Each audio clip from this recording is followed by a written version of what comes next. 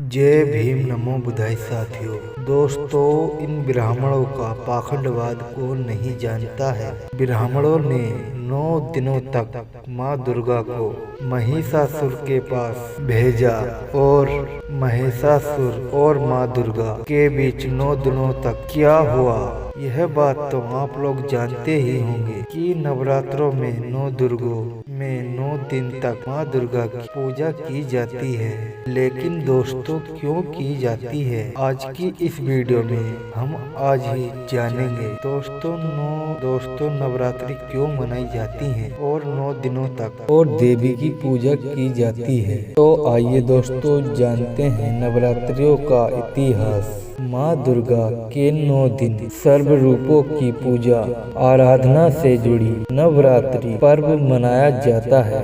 इससे जुड़ी हुई कई कथाएं हैं। इनमें से एक प्रचलित पौराणिक कथा यह है कि महिषासुर नामक के असुर हुआ करता था और वो ब्रह्मा जी की तपस्या में लीन रहा करता था और उसने एक बार ब्रह्मा जी को प्रसन्न करके वरदान पा लिया था कि वह अमर हो जाए और उसकी मृत्यु मानव या असुर देवता के हाथों ना हो सके।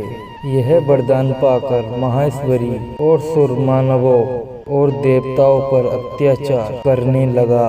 फिर महिषासुर के अत्याचार से परेशान होकर सभी देवतागण भगवान विष्णु के पास पहुँचे। तब ब्रह्मा, विष्णु और महेश तीनों देवताओं ने मिलकर आदित्य का आह्वान किया।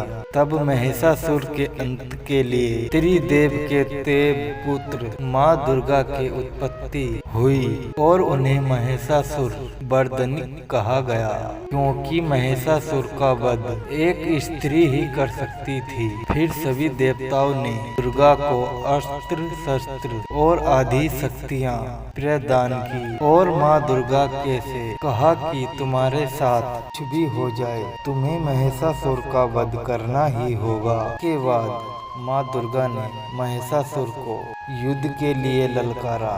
तब महिषासुर ने सोचा कि तुच्छ स्त्री मेरा क्या करेगी। फिर महिषासुर और माँ दुर्गा के बीच पूरे 9 दिनों तक महाभयंकर युद्ध हुआ। फिर माँ दुर्गा ने महिषासुर को अपनी मोह माया में जाल में फंसा लिया और फिर नवी रात को माँ दुर्गा ने बड़ी चालाकी से महिषासुर का वध कर दिया।